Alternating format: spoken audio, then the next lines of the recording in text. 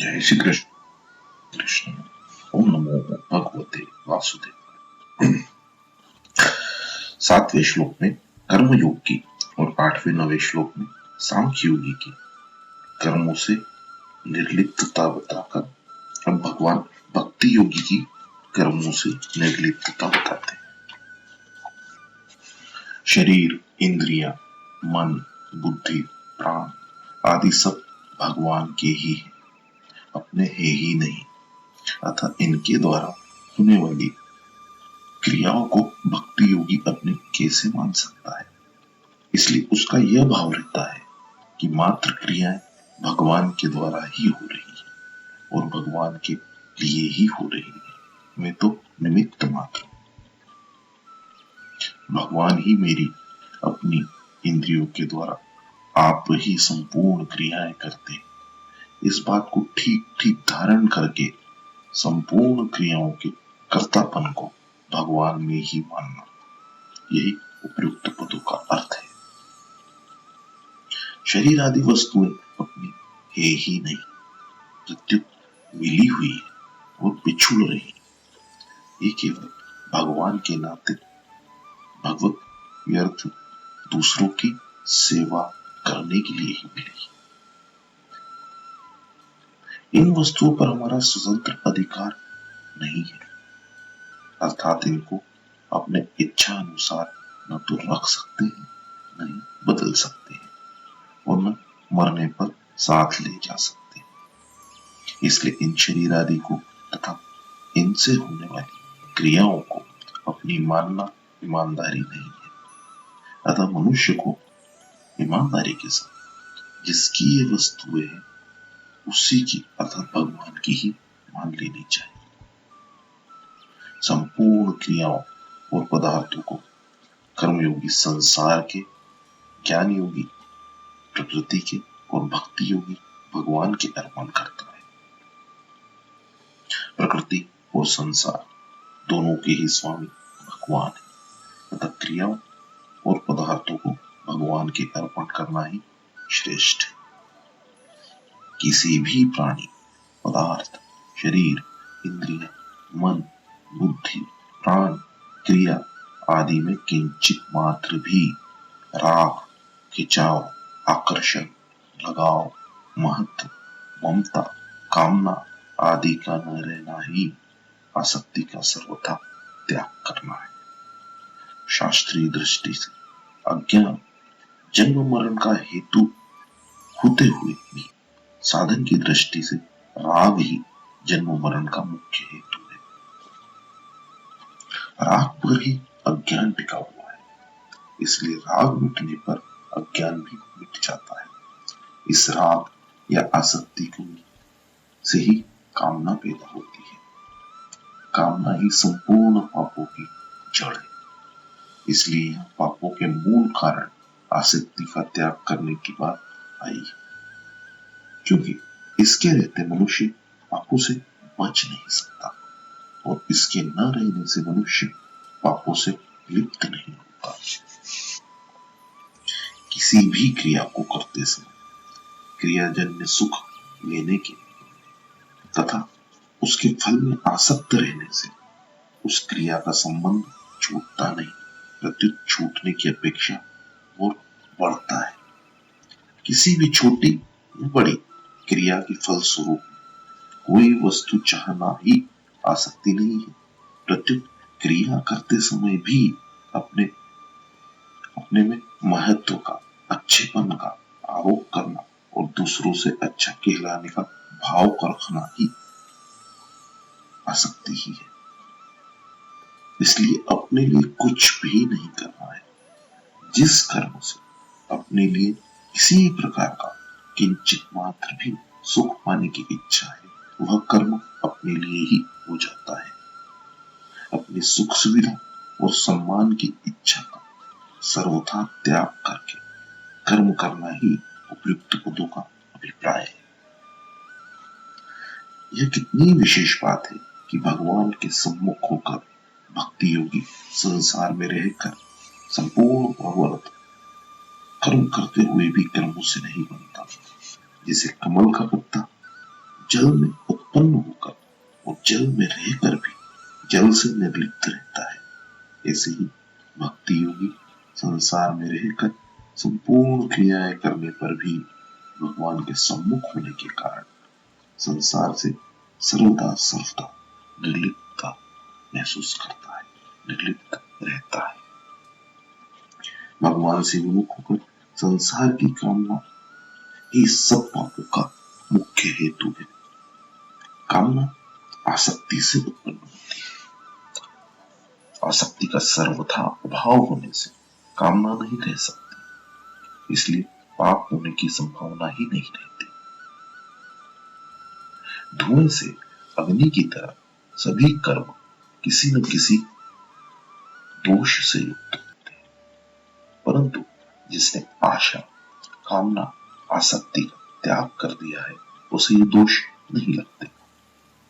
आसक्ति रहित होकर भगवत कर्म करने से प्रभाव से संपूर्ण संचित पाप विलीन हो जाते हैं। तब भक्ति योगी का किसी प्रकार से भी पाप से संबंध नहीं रहता। यहाँ पापेन पद कर्मों से होने वाले उस पाप पुण्य रूप फल का वाचक है जो आगामी जन्म आरंभ में कारण होता है। भक्ति योगी उस पाप पुण्य रूप फल से कभी लिप्त नहीं होता, अर्थात बनता नहीं। इसी बात को 9वें अध्याय के 28वें श्लोक में कहा गया है। परिशिष्ट भाव यह है कि यह सगुण ईश्वर को ब्रह्म कहने का तात्पर्य है कि ईश्वर सगुण, निर्गुण, साकार, निराकार सब कुछ है, क्योंकि वह समग्र है। समग्र में सब आ जाते हैं। श्रीमद् भागवत में भी ब्रह्मा निर्गुण निराकार, परमात्मा सगुण निराकार और भगवान सगुण साकार तीनों को एक ही बताया है।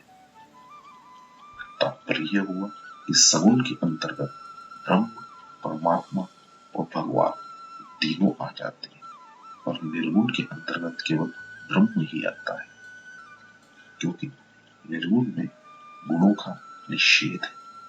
अतः निर्गुण सीमित है और सगुण समग्र है। वैष्णव लोग सगुण साकार भगवान के उत्सव को ब्रह्मोत्सव नाम से कहते हैं। अर्जुन ने भी भगवान श्री कृष्ण को ब्रह्म नाम से कहा है। परम ब्रह्म परम धाम पवित्रम परम भगवान। गीता में ब्रह्मा के 3 नाम बताए हैं, ओम, तत् और सत। नाम नामी का संबंध होने से यह भी सगुण ही हुआ। अब भगवान कर्मयोगी के कर्म करने की शैली बताते हैं। यह योगिन पद कर्मयोगी के लिए आया है। जो योगी भगवत अर्पण बुद्धि से कर्म करते हैं वे भक्ति योगी कहलाते हैं, परंतु जो योगी केवल संसार की सेवा के लिए निष्काम भाव पूर्वक कर्म करते हैं वे कर्मयोगी कहलाते हैं। कर्मयोगी अपने कहलाने वाले शरीर, इंद्रिया, मन आदि से कर्म करते हुए भी उन्हें अपना नहीं मानता, प्रत्युत संसार का ही मानता है, कारण कि शरीर आदि की संसार के साथ एकता है। जिनको साधारण मनुष्य अपनी मानते हैं वे शरीर, इंद्रिय, मन, बुद्धि वास्तव में किसी भी दृष्टि से अपनी नहीं है, प्रत्युत अपने को मिली हुई है और बिछुड़ने वाली है। इनको अपनी मानना सर्वथा भूल है। इन सबकी संसार के साथ स्वतः सिद्ध एकता है। विचार पूर्वक देखा जाए तो शरीर आदि पदार्थ किसी भी दृष्टि से अपने नहीं है। मालिक की दृष्टि से देखे तो ये भगवान के, कारण की दृष्टि से देखे तो ये प्रकृति के, और कार्य की दृष्टि से देखे तो ये संसार से अभिन्न है। इस प्रकार किसी भी दृष्टि से इनको अपना मानना, इनमें अब ममता रखना भूल है। ममता को सर्वथा मिटाने के लिए ही केवली पद प्रयुक्त हुआ है। यह केवली पद बहुवचन होने से इंद्रियों का ही वाचक है।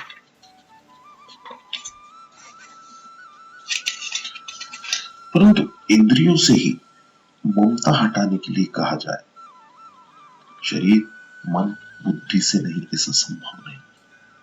शरीर आदि का संबंध समष्टि संसार के साथ है। व्यष्टि कभी समष्टि से अलग नहीं हो सकती। इसलिए व्यष्टि शरीर आदि से संबंध जोड़ने पर समष्टि अर्थात संसार से स्वतः संबंध जुड़ जाता है।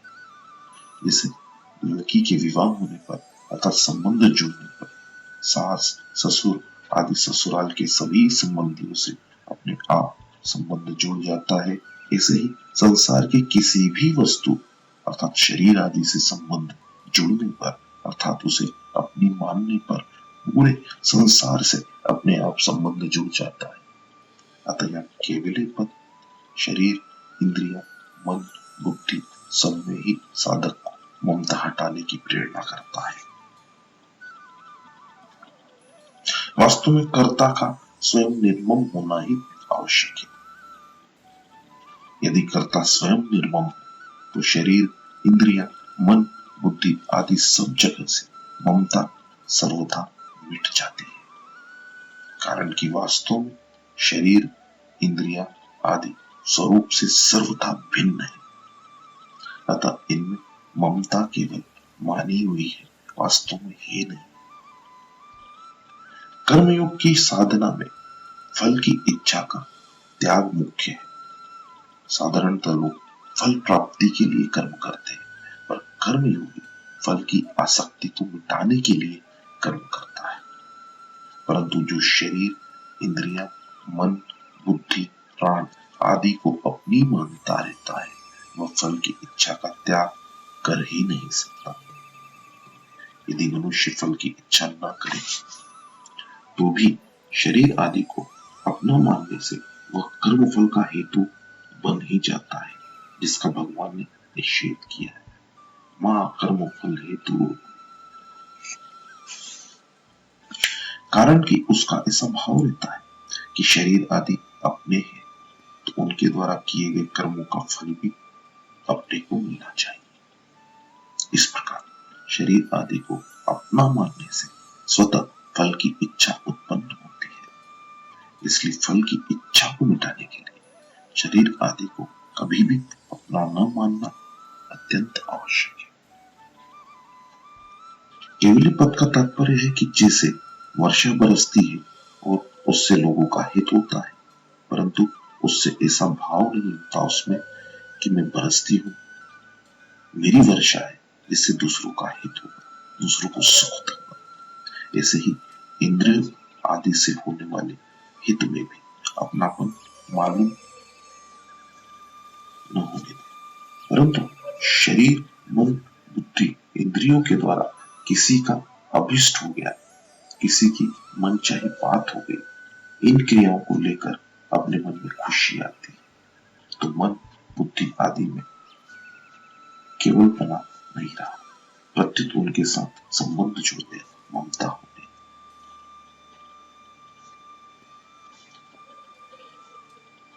साधारण मन विक्षेप और आवरण दोषों के दूर होने को अंतःकरण की शुद्धि माना जाता है। परंतु वास्तव में अंतःकरण की शुद्धि है शरीर इंद्रिया मन बुद्धि से ममता का सर्वथा मिट जाना। शरीर आदि कभी नहीं कहते कि हम तुम्हारे हैं और तुम हमारे हो। हम भी उनको अपना मान लेते हैं, हम ही उनको अपना मान लेते हैं, उनको अपना मानना ही अशुद्धि है। अतः शरीर आदि के प्रति अहंता ममता पूर्वक माने गए संबंध का सर्वथा अभाव होना आत्मशुद्धि है। इस श्लोक में आए केवल पद से शरीर इंद्रिया मन बुद्धि को अपना न मानने की बात आई है। अपनापन हटाने का उपदेश है और आत्मशुद्धि पद में अपनापन सर्वथा हटाने की बात आई। तात्पर्य यह है कि अंतःकरण की शुद्धि के लिए अर्थात अपनापन सर्वथा हटाने के उपदेश से शरीर इंद्रिया मन बुद्धि को अपना न मानने पर भी इसमें सूक्ष्म अपनापन रह जाता है। उस सूक्ष्म अपनेपन का सर्वथा मिटना ही आत्मशुद्धि अर्थात अंतःकरण की शुद्धि है। अहमता में भी ममता रहती है। ममता सर्वथा मिटने पर जब अहमता में भी ममता नहीं रहती तो सर्वथा शुद्धि हो जाती है। शरीर, इंद्रियां, मन, बुद्धि में जो सूक्ष्म अपनापन रह जाता है उसे सर्वथा दूर करने के लिए कर्मयोगी कर्म करते हैं।